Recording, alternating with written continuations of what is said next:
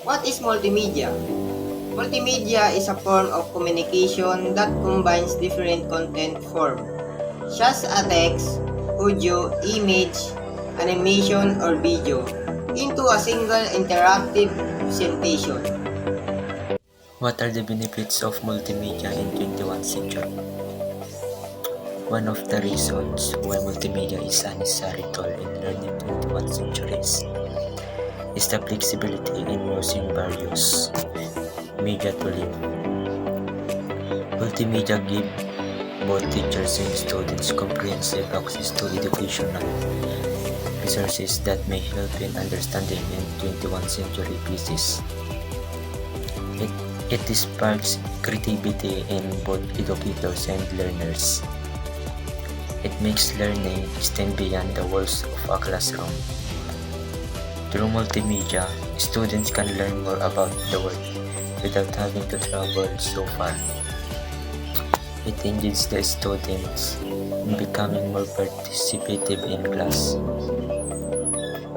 It improves the student problem solving and communication skills.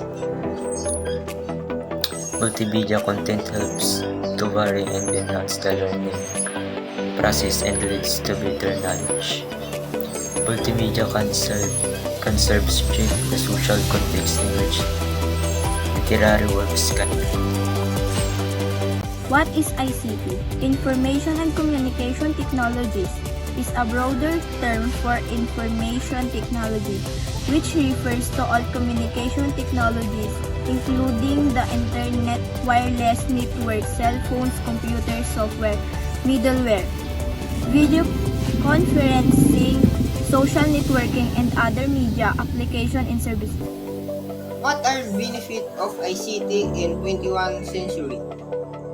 Enhanced mode of communication, cost efficient, better teacher and learning method, automatic solution to manual paper-based process and procedure, enable economic growth by broadening the reach of technology.